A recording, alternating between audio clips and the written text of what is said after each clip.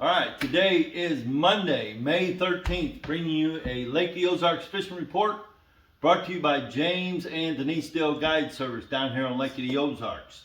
It's been a few weeks and a lot has changed in water conditions, where the fish are at, just a lot of things in general, but it overdue time to bring you an update. So real quick, the water conditions. Lake has obviously come up. We've had a lot of rain. Lake is at 658 point, we'll say 4 or 5, I believe it is. So it's about, a foot and a half, a little bit over a foot and a half lower than full pool. So we've come up quite a bit. Conditions, man, it's all over the place. We've got, obviously we went from super clear to now we're stained everywhere. And some areas is like chocolate milk. This past week, I've been all over the entire lake fishing, either on guide trips or pre-fishing for tournaments or fishing tournaments or whatever. So I've been all over the place. Denise has too. We compared a lot of notes. But, down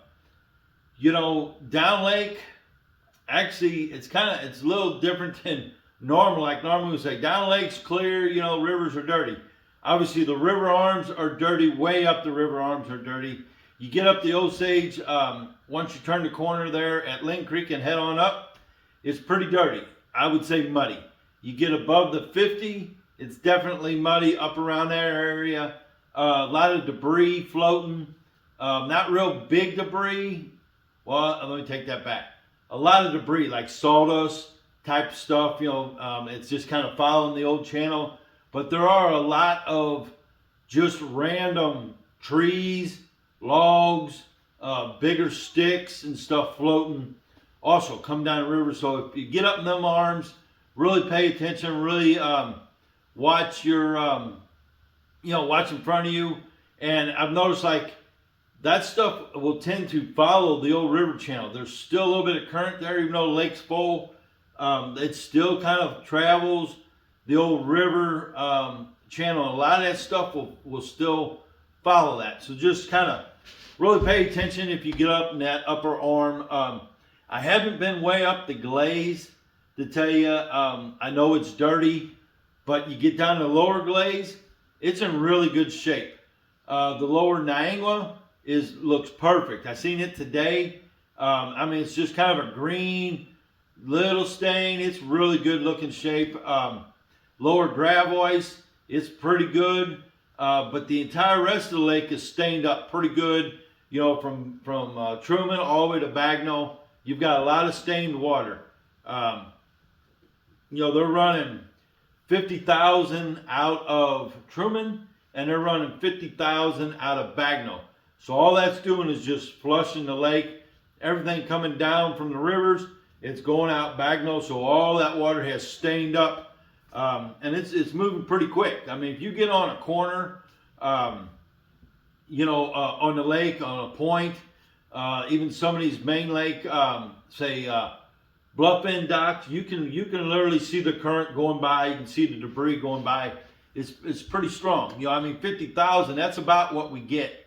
That's max. Maybe a little bit open the floodgates. We'll get a little bit more, but that's ramped up. That's way up there. So. I'm glad to see that. Truman's up. The last I heard, Truman was up about 19 foot. And we're supposed to get a lot more rain all throughout this week. And that does not make me mad because last year we didn't have any current hardly at all. All of late May, June, July, there was no current. There was no water in Truman. So it made fishing different and a lot more difficult than we're used to for June, where this year I'm expecting some really good fishing. These next, I would say we're mid-May to July is probably the best time, I'm going to say, to catch numbers and to catch quality when it comes to bass fishing. It's a perfect time to book yourself a trip for yourself, for some kids, just for somebody that's don't catch a lot of fish and want to catch a lot of fish and have the chance of catching some bigger fish. I'm not going to say it's easy, but it does get a lot more simplified than a lot of times. You don't necessarily have to fish around docks.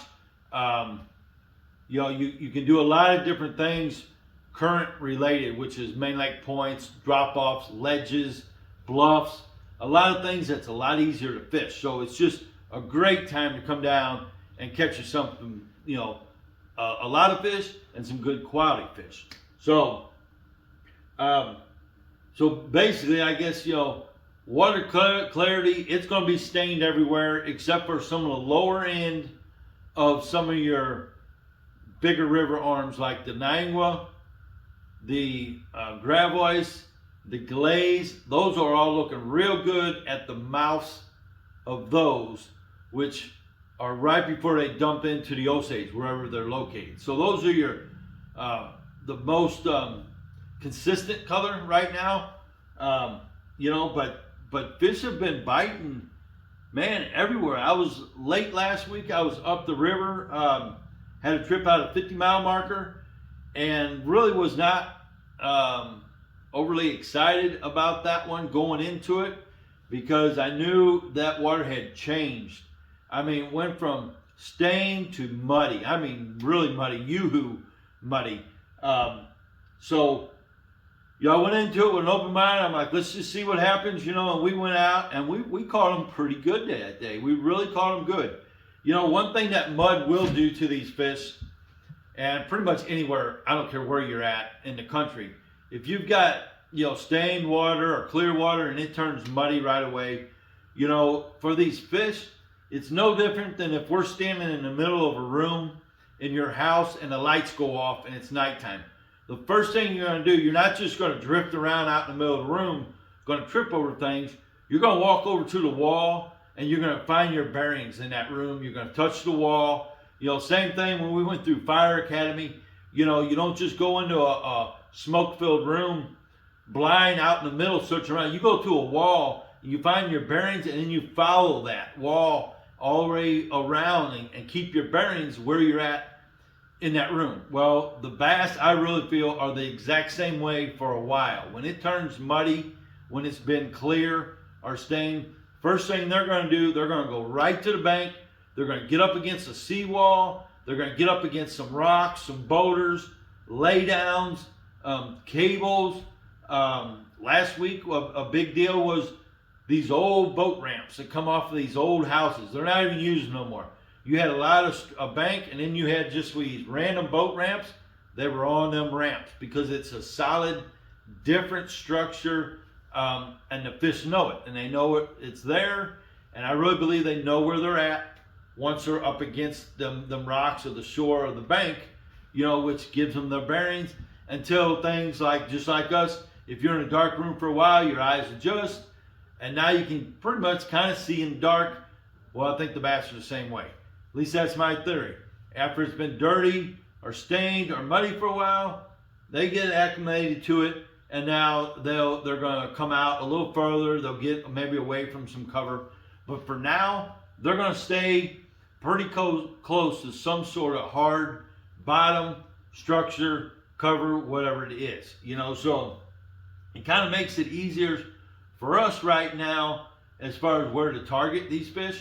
A lot of these fish are, I ain't gonna say a lot, some fish are post-spawn. I'm seeing some of them, but the majority of fish I'm seeing right now are either bedding right now or they are pre-spawn. They're still fat, they still got a lot of eggs, they're still coming in, they're still kind of relating to some, I'd call staging banks, a little bit steeper. Are there fish back in the pea gravel spawning pockets? Yep, caught them in there. Caught some out on Main Lake, but a lot of fish are on staging banks. Now, is it because they're staging? Is it because they're running a lot of current and they want to relate to a little steeper bank that's going to have a little current on it? Maybe. It's probably a combination of both. It's just what goes on when there's a lot of current. So, baits we've been using, been kind of all over the place. I guess probably one of the most popular for pre-spawn bass, spawning bass, and post-spawn bass is going to be your wacky rigged Cinco. You know, I've got this rigged on a spinning rod and reel. I got yellow braid, 20-pound yellow braid, and then I got about a 12-foot, 10-pound fluorocarbon leader. And then I've been using this little G Finesse. It's called G Finesse Wacky Head. And that little thing, it lets it sink really slow, but it still makes it settle down, hits the bottom, and you can kind of bounce a little bit off of the bottom. But that's been working really good. It's got a little weed guard on it. This is a little 1/32 size. There's some other ones, you know, but this one's been working real good for us. Denise has kind of showed me that. She's been using it on that. Where traditionally, I'll just throw it on a number one owner. I call it a wacky rig hook, kind of a sickle hook without a weight. And it sinks very subtle when them fish are pretty close to the surface, maybe guarding fry. And that sinkle sinks a little slower. You can just twitch it a little bit. You know, one without a weight seems to work good for me. But, you know, last couple of weeks, this one with just a little bit subtle weight, you know, lets that thing still keep its wiggle and a lot of action. Has been working really good, still working good.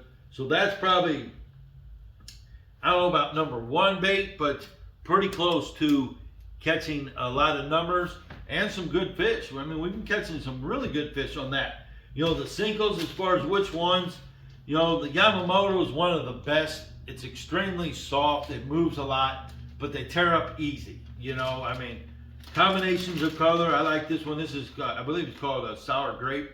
It's kind of got chartreuse on the side, purple on the side. It's pretty good in that stained water. Extremely, you know, got a lot of action because how soft it is. But like I said, you'll get one or two fish out of that, and it'll tear up. So there's a lot of brands out there. You know, I've been throwing this just a cheapo Bass Pro Tournament Series Cinco. Buy it in a 30-pack. It's a, you know, big pack. Price is pretty cheap price-wise. You know, it's fairly good too. It's got a lot of action. It ain't the cleanest mold. You got a little bit, you know, it ain't perfect, but it doesn't matter. You know, you just want the action. You want that slow fall. So, you know, if you're going through a lot of them like we are right now, get you a big pack, a 30-pack of these. You know, they're fairly cheap. You know, green pumpkin red flake is really good. Stained water, clear water, I like that. A little bit of bluegill flash with that red orange flake. And then another curve, or another one I was throwing last week a little bit, is just this Yum Dinger, it's called. And this one, you know, I was throwing this one. I actually picked it up because it was the dark, well, I can't get into it. But it's just a black and blue. Actually, it's this one right here. It's just a black and blue for that muddy water. You know, anytime that water is real stained or muddy, I'm going to throw a black and blue, green pumpkin, something, you know, June bug, something dark. All they're seeing is a silhouette. So the darker that bait is, the more silhouette, the more they're going to see it and kind of pick it out. You know, that's our rig and setup on the Cinco. Like I said, has been catching really good fish. The second thing probably is going to be the just good old 1/4 ounce. This is on a 1/4 ounce Crocker Gator Shaky Head, Shaky Pro Head with a little Mag Finesse green pumpkin candy Mag Finesse worm on 12, 15-pound fluorocarbon on a little 7-foot Falcon head turner rod. That thing probably catches more fish this time of year than anything. And you can fish this on points, on bluffs, behind these docks, in spawning pockets, you know, on the corners of spawning pockets. It doesn't matter. You just throw your Cinco up there and you can either shake it in place, you can hop it, you can drag it. It's pretty forgiving as far as if you don't detect a bite right away. We use it a lot on trips. You know, fish will pick this up and they'll hang on to it for a long time and give you a good opportunity to set the hook. You know, they're notorious for flip this thing up to the bank. I like to flip it right to the bank, like right on the rock, pull it about 3 foot like it's swimming off of the bank, and then killing it and letting it sink down to that first little drop or that first little ledge or that first little deep water off of the bank. might be 3, 4, 5 foot, and let that thing fall down. That's kind of where these fish are out there hanging around. And once it hits, just let it sit there and just kind of hop it a couple times. And normally they'll either fall it down or they're going to hit it right away. So this is just a great bait to catch a lot of numbers, a lot of size, super easy to use. It's just the shaky head rig. I don't care where you're at on the lake, you can throw it and you can catch fish. Other ones I'm throwing now, just because I like it, I'm old school, is the old black tube. This is a Cracker Gator Super Salty 4-inch flipping tube. I like the Cracker Gator tube because it's slightly longer. The body is slightly longer before it gets into its cut tail tentacles, because I can squeeze a 4-aught wide gap hook in it compared to like a 3. It's hard enough to get a good hook set on a tube as it is, but when you can get this little bit bigger, little oversized wide gap hook in there, it really helps you get a better hook set and a better hook on these fish to get a good solid hook and get them in. You know, I'm just throwing it on a little 5/16 tungsten weight. You can go up to a quarter, you can go down to an 1/8, and I don't like to peg it. I want it to slide. I want that weight to separate from my tube, hit the bottom, and this thing just kind of spiral down, real erratic fall. It falls different, it falls natural, it looks real, and it just gets a lot of bites. Another thing about the tube I like flipping compared to jigs or shaky heads or anything else is that tube will come through all the sawdust that's kind of on the water because of the water coming up, some of the seaweed. You can throw it back in this little shallow grass that's growing, and it'll slide through there without getting hung up or without getting all that crud and debris on there. So it works really good. Like if you want to go back in some of these pockets, some of these spawning pockets, or this bank that's got some of the sawdust on it might come out from the bank out 4 foot, and it's just solid, almost like a mat. And you can flip this tube, kind of flip it, and it will hit that sawdust and just go right down through there like it's not even there. And you can work that. These fish will use them sawdust mats just like they would use, mats, weed mats, grass mats, the big leaves. What are they called? Big leaves with the flowers on it.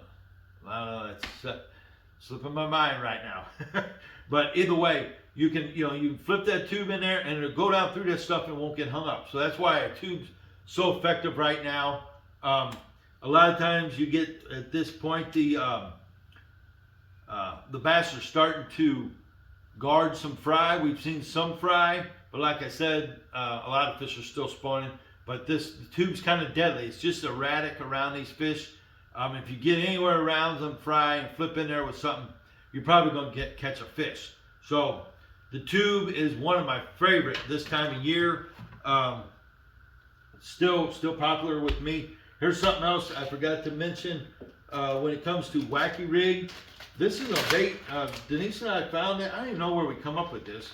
Probably somebody at Table Rock, I think. I think Pete Winters showed us this. Anyway, this was made by Gene LaRue. It's called the Salt Flicker. And this thing here is just deadly. It's got these big ribs on the one side. It vibrates, moves water, displaces waters, holds the air bubbles, lets them out. And then the other side is real slick. So you can rig this.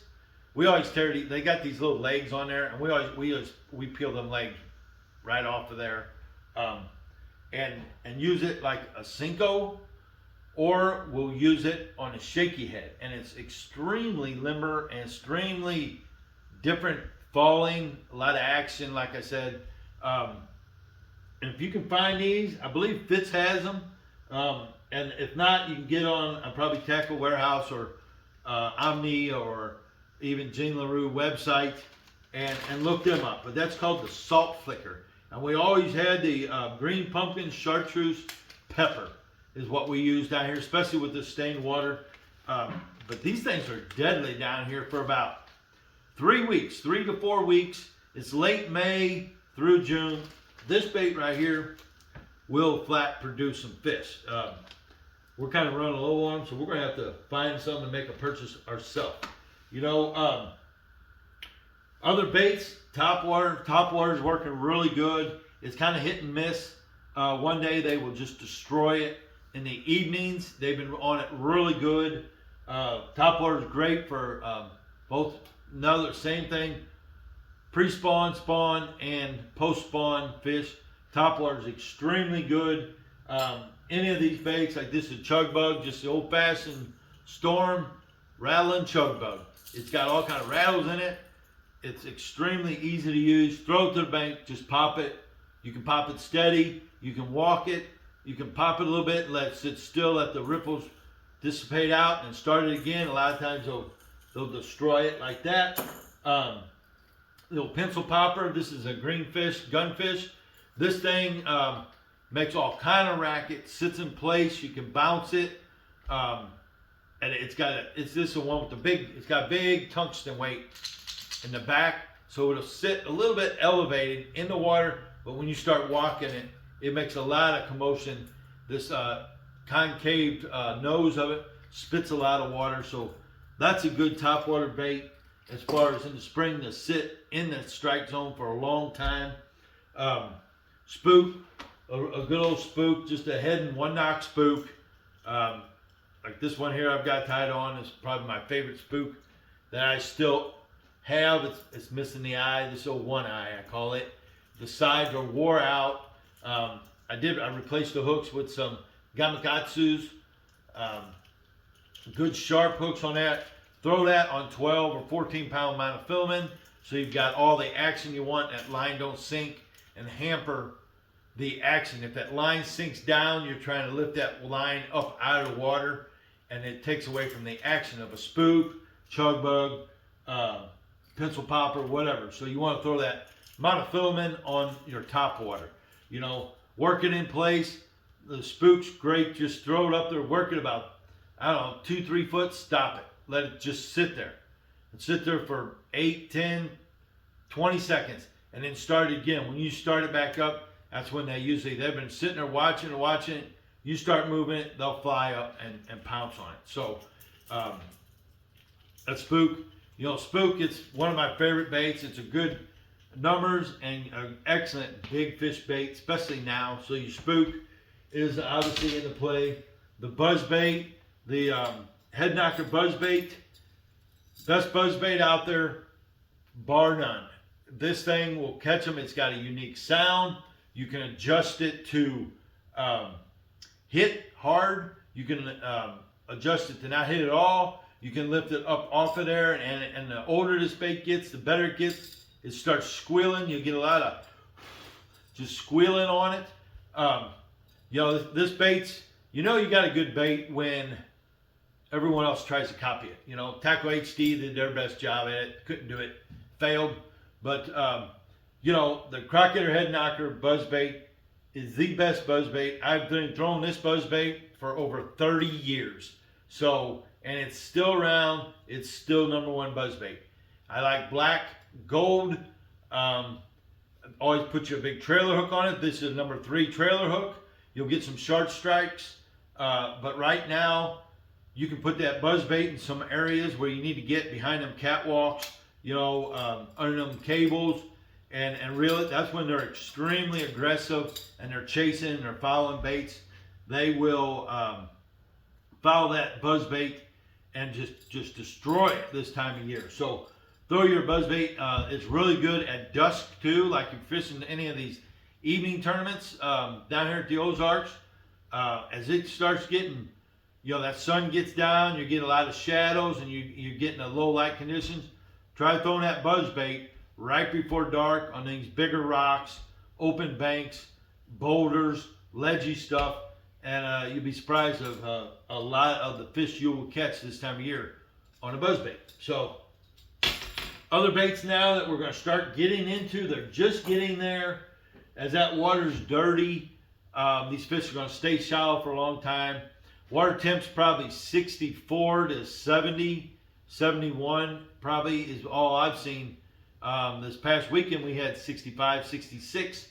So it usually takes, these fish will move out post spawn, and they'll get on these points, they'll relate to the current, and as that water temp gets up there, low to mid 70s and even upper 70s, that's when they'll back out a lot of times and get on these ledges, drop offs, big long ridges, big long points where the current rolls over the top of that. They'll get way out on those ridges, you know, and that's when we're going to start throwing our jigs, you know. I got a couple that I like throwing. My favorite is the 5/8 ounce Wheezy jig, especially before these fish get really deep. I say, you know, I don't know, 12 to 18 foot of water. The Wheezy jig will probably produce better. It still falls quick. It gets down there. You can rip it off at the bottom. It's got a really good stout weed guard and a really beefy hook. Another special thing about the Wheezy jig is it's got the double wire keepers that stick up. They're like prong, almost like a barb on here. You can run these soft plastics on there, push it on there, turn it at 90, push it on there, and squeeze it in there, and it will hold them plastics on there. You get several fish off of there before you have to change. You know, it's just, this is a 5/8 ounce. And then as they get a little deeper, or I want to rip that bait a little harder, a little faster, I'll go to the 3/4 ounce reaction, or even the 1 ounce reaction. Ozark crawl color, black and blue, brown purple scale. What else we got? That's you know, you don't have to get too crazy. Okeechobee, Cumberland crawl. There's just an assortment of them. Keep it natural. I think it's more about the reaction. That's why it's called reaction jig. But we like to throw that with a big beefy plastic, big kicking bait. This is a net bait, baby packer crawl. That's the best one for when you're post spawn, ripping, stroking these jigs, you call it, off of these ledges. You try to time it where you get to the break of that ledge. You might be on a, I don't know, 15, 18, 25 foot flat before it breaks off into the river channel. And that's where that big jig really comes into play, really starts to shine. We're probably, I don't know, a couple, 3 weeks away from that really good. Wouldn't be surprised if there's fish out there already. But in about 3 weeks, that's going to be a hard bait to beat. You just throw it out there, let it sink to the bottom. You can hop it, but I like to rip it and pop it off that bottom 3-4 foot at a time and let it sink back down. A lot of times when you pop it, they'll run up and they'll hit that thing and they'll smoke it. They really hit that bait hard. You know, got to throw it on a big, long rod, 7'4", 7'6", heavy line, 17, 20 pound fluorocarbon. So when you set that hook, you can move a lot of line and quickly, not a lot of stretch, and get a good hook in it. You know, a lot of times you hook them, you get them about halfway to the boat, hook them, you know, set that hook again to make sure you got a good, beefy, solid hookup on those fish, because as they get to the surface, they're going to come straight to the top and jump. And when they jump, if you don't have that hook penetrating through that roof of the mouth, a lot of times they'll throw the bait. So you just want to make sure you get a good hook set in them. Other baits that are coming on, they're already working, but they're going to come on a lot better here, are the swim baits. You know, variation, different swim baits. Smaller ones, like this is a Easy Shiner 4-inch by Kitech, Easy Shiner. Then we got a 4.5. This is the Swinging Impact. I got some old school ones, if you can find them. The Zoom Swimmer, a 5-inch. This is kind of where it all started. I'm not even sure, I don't think they even make them anymore. You can still find them in some places.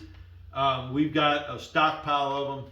Should last us for a little while. But it's a hollow bait. You put a big 5/0 swim bait hook through it, or 5/0, a big 3/4 or 1 ounce swim bait head with a big 5 or 6/0 hook on it, and do the same thing. You just throw it up there, let it sink down above these ledges, points, and just steady reel that thing, and then up over them humps, them long points, down off them ledges, up over these deep trees, and fish will come a long ways to hit these swim baits. And for post spawn, This catches some of the biggest fish of the year, these big swim baits. He even got the Swing Impact 5-inch, great big one that is working real good. It's kind of taking the place of the Zoom Swimmer for us. Same size, pretty much same action. It's got the squid smell. I don't know how much that matters when they're chasing and running after it, but all these baits are real good. Like with these smaller ones, it's 4-inch. You can throw it on a little 3/8 ounce head, half-ounce head. Throw it right to the bank and get to swimming it. Swim it off to where you got these drops, these roll-offs, and just swim it back to the boat. And you're going to catch fish from 3 foot of water out to 15 foot of water with something like this. That 4-inch gets a lot of bites. You catch a lot of fish on it. So those baits are probably the best ones right now. Spinnerbait. I don't know how I overlooked the spinnerbait here, but the spinnerbait with this dirty water, you can't hardly beat a spinnerbait for shallow, super shallow fishing when that water's dirty. I don't care what time of year it is. You know, yeah, it's a springtime bait. It's a late fall bait, but now it's a late spring, summer when that water's real dirty, muddy, and you need a reaction bite. You need a lot of thump. You need a lot of vibration. And this is a big Colorado blade. I believe this is a number 6 Colorado. This is a custom one I had made.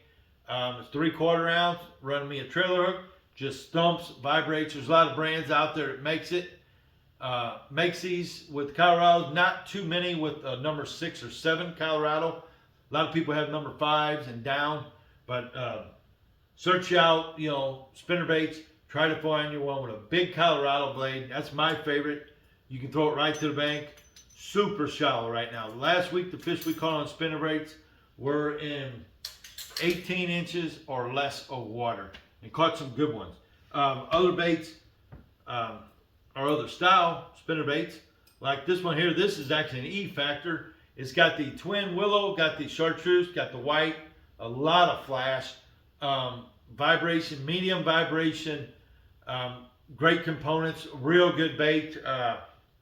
Actually, my brother Dave and Ryan Hopping won the Anglers in Action. Had over 20, I think they had 22 pounds throwing spinnerbait shallow in dirty water.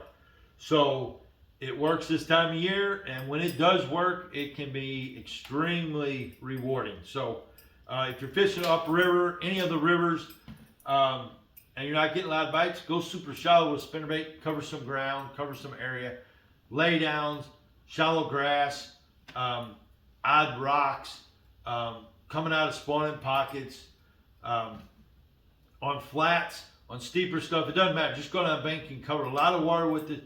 Throw right to the bank as soon as it hits. Get that thing retrieving. Don't let it sink, because when it hits, you want it coming off the bank. I'm kind of imitating a lot of these shad are spawning. We got pretty good shad spawn. It's been going on for a couple weeks. I don't know if it'll go. I really don't know how long that lasts. Maybe a couple, 3 weeks. So we still got it going on, but them shad are running the bank. They're skipping, they're flipping off all around the bank. So spinnerbait's an excellent choice to catch those bass that are feeding on those.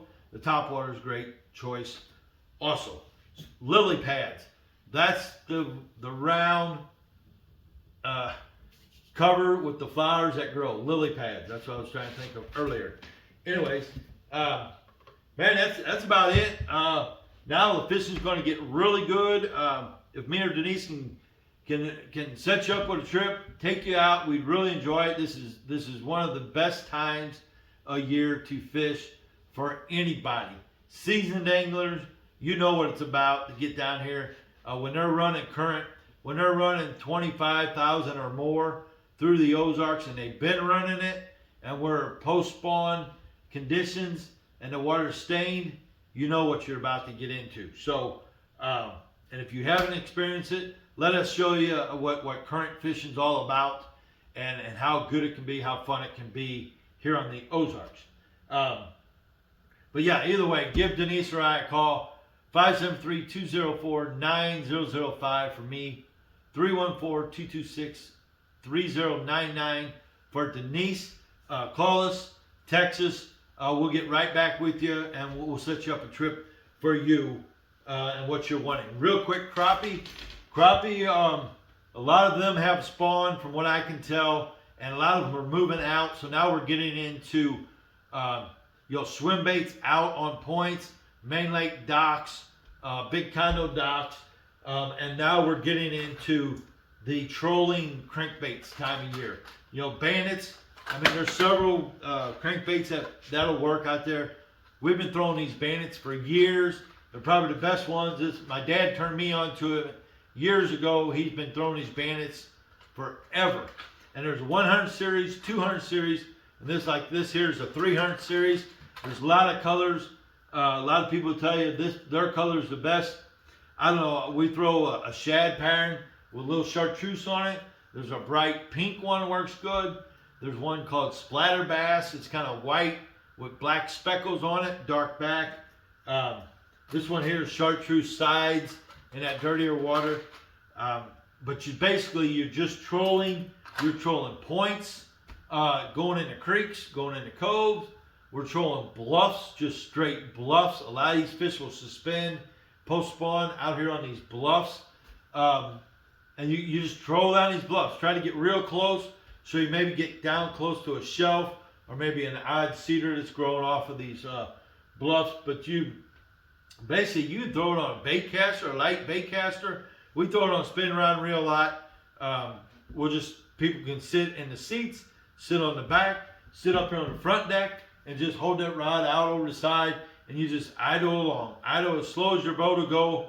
The key speed's probably 2.8 to 3.8. If you're idling quicker than that, we'll idle and then we'll just put it in neutral and just coast for a little bit and put it back in gear. That's kind of the easiest way to do it. You can do it with your trolling motor, whatever, but 2.8, 3 miles an hour is about the right speed to get the right depth and action out of your crankbaits, out of your bandits. But man, when you get into a school of crappie trolling, it's a blast, and you'll catch a bunch of them. You'll hook them, they come straight to the top, and they just start skiing on the top, and you'll catch some big ones out there. So if you just want to go catch some crappie right now, you got some kids, you got some people that don't want to stand a lot, want to sit, you can chit chat, sit there and hold the rod over the side, catch plenty of crappie. It's probably the best way to do it. Right now we'll do it, actually all summer but right now, June, July, early August is excellent for crappie trolling. So I think I've covered it all, what I can right now. Just be safe out here. If you are getting up the rivers, there is some debris. I've seen everything from, like I said, logs to a giant tree floating. If you do see that stuff, just slow down, idle through it. There's patches of it. I don't know if the water comes up a little bit, it brings that stuff in off of the banks, and then you have sections of it. I have seen, like, you can run several miles and you'll see stained dirty water, then you'll see muddy water, and then you'll see stained again, muddy again. It's just different. If they're bringing the water up and it gets it dirty, you get a big, maybe they ramp up the current, what have you. You just kind of got to be cautious out there right now. But the lake is very fishable. All the ramps are open. Any ramp on the lake right now, you can use it. That's public ramp, obviously. And I think that's about it. So until I get back, Denise and I are going on a little vacation. We'll be back in about a week or so. But get down